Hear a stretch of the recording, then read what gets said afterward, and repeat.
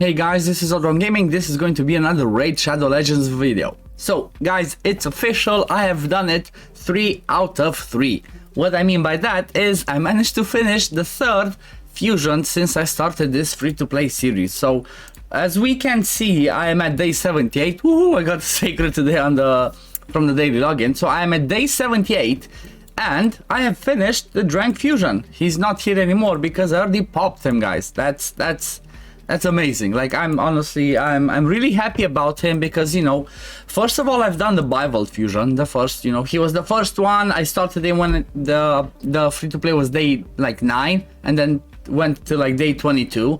After that, I did the Helicath fusion, which was a little bit of a struggle because, you know, the regular fusions are a bit harder than the fragment fusions like Bible was and like Walking Tomb Dreng was, because this one, you know, was a little bit complicated as you had to level up champions, you had to ascend them, and it was more resources intensive. But the man of the hour is Walking Tomb Dreng. I just got him some, you know, I got him some, what's it called, some ascensions, some brews in there, put some gear on him, put the 5 books that I had, and I got lucky and I got this to 100%, so yay to me. I'm obviously gonna want to book this fully to be on a 3-turn cooldown, and this one to be booked fully. The A1 I don't really care, but you know, you cannot decide where the books land. It's all down to the RNG gods. One thing that I want to remind you guys, do not do as I did. I'm so used to building champions that do debuffs with accuracy that I forgot that Walking Tomb Dreng does not need accuracy to land these debuffs. So basically this one cannot be resisted.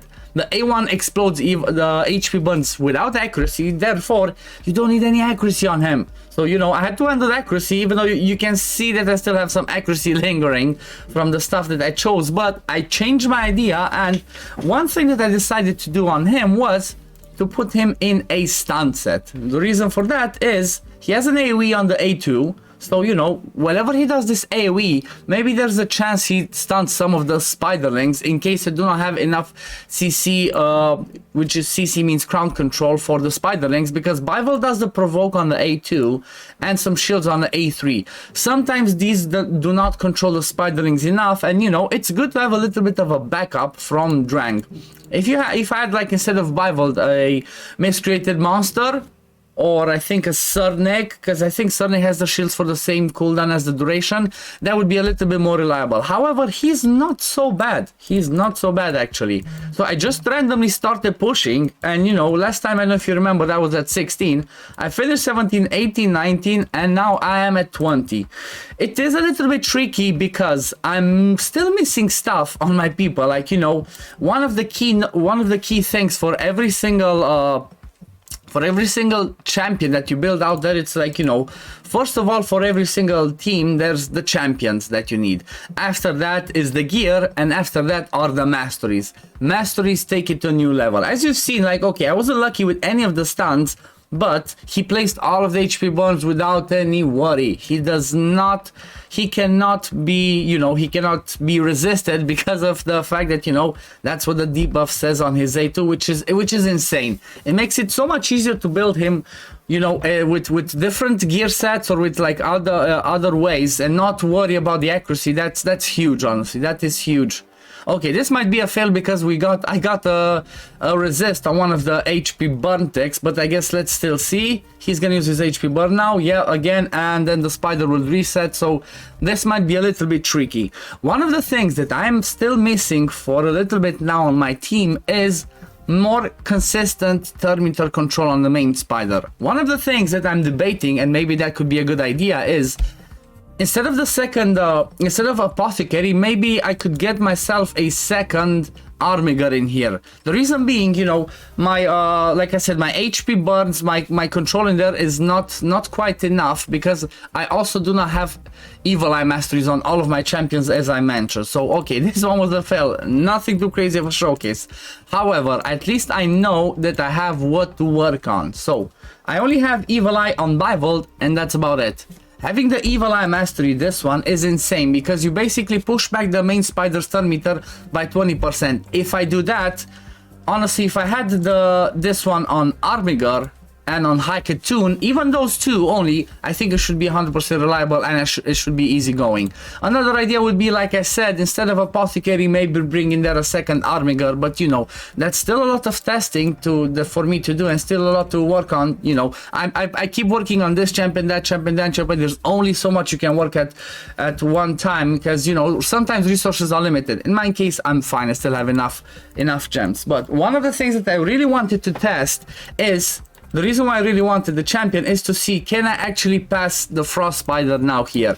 One of the tactics that I want to use is I'm going to try and go the resist tactic, at least on him.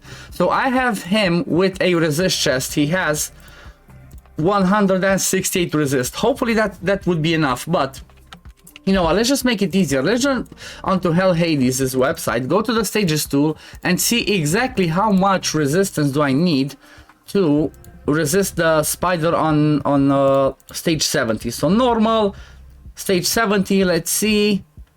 What I want to resist for this spider is especially the freezes and the, what's it called, the freeze and the buff removal. So it says I need 180 to resist, so I'm good for this stage. So let me see, did I have 100? Okay, 168. You know what, the way you can tweak it is you can just go and glyph something. So let's see, let me see, can I glyph anything that has resistance there? Maybe I get another amulet with some resistance to sort it out. I guess this one's gonna be the same. Yeah, let me just put a couple of glyphs, and you know, okay, I'm gonna work around a little bit on the build, and we're gonna be right back and go to and test out on the Frost Spider. So see you in a bit. Okay, I finished his build, so now let's have a look. Let's see what combination of champions I should actually try. I'm gonna try and get my sturdiest champions and my healers and see how much I go. And honestly, Thalassia for the decreased defense in there might actually help me. So, you know, let's take it for a spin and see how it goes. Honestly, one of the things that I'm expecting is for him to be the only one that survives on the boss part, and just to solo it, kind of, you know, in case he takes too much damage. That means that, you know, I might just need to rebuild them, maybe get him in a lifesteal or something like that. But you know, I just put some quick gear on him, so it's nothing's perfectly optimized. This is the first time I'm trying it, so let's see how he actually does. Maybe I did a mistake that I didn't hold his HP bar, but let's see, is he gonna have it? Let's see if he's gonna have it. If he's not gonna have it, that might have been my little mistake in there, but let's see. Okay, he doesn't have it yet, but hopefully he's gonna get it here. So as we see, he resists the debuffs. That makes it good. Now he has the HP burns. As soon as he does the HP burns, we're good to go.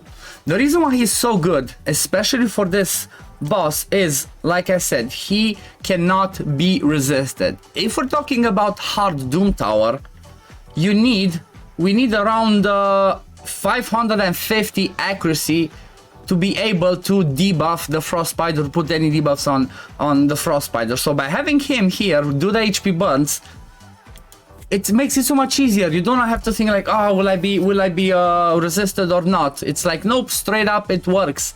Doesn't matter, you cannot get that 3% like every other champion can be 3%. He straight up places it. It doesn't matter.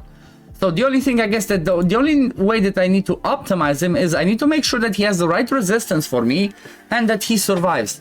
That's about it, you know. As long as he survives and he has the right resistance, so he doesn't get debuffed, he's definitely gonna be my solution here. Apart from his HP burns, look at that, guys.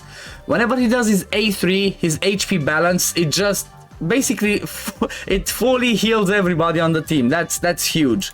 So honestly, this one was, I wasn't expecting this one to work. I was expecting this one to fail, but it seems that at the end of the day, his healing came in clutch as well. So not just his HP burns, they keep ticking away at the boss and his ads, but his healing was actually really important, because like I said, see, everything looked, oh my god, like we're gonna die, and boom, his healing came in clutch, and it just saved us. Another good thing that's good about his A3 in that healing is that if the boss has more HP than him, it resets the cooldown of his HP bar, which is so important. And now we just need to fight against the boss and we should be good. Like Thalassia did her job, I guess, on the waves, and now she's just taking a rest and letting the other one finish this off. But I'm really excited to get this one. I'm really excited to keep working on Dreng, and you know, even on a free-to-play with, you know, limited gear, limited resources. I mean, to be fair, yeah, I have legendaries, but it's still free-to-play gear. It's like, you know,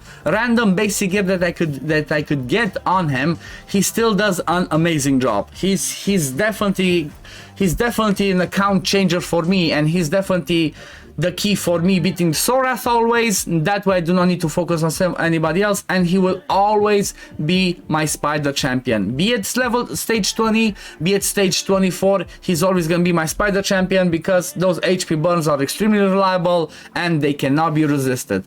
One quick caveat in case people do not know this, but if you fight against magic, he can weak hit. He cannot place his HP burns on weak hit. That's the only way he can be resisted. Apart from that, he's good to go.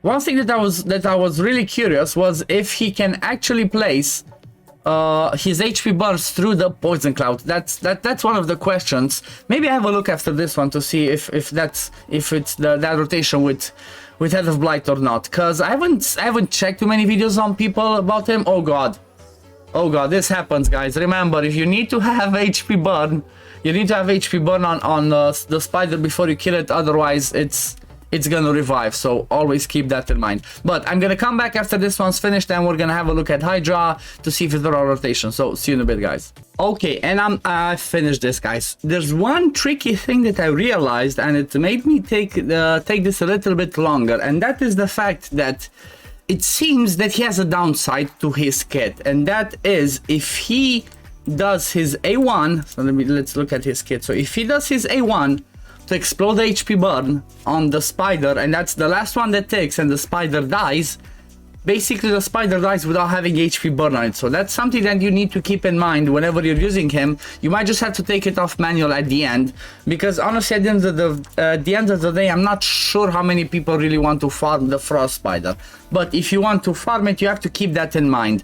Obviously, after I'm gonna get masteries on him and get him fully booked, he's gonna come back faster to his HP burn, and at the same time I'm gonna take Master Hexer, so hopefully those HP burns will be extended to a 3-turn cooldown, you know.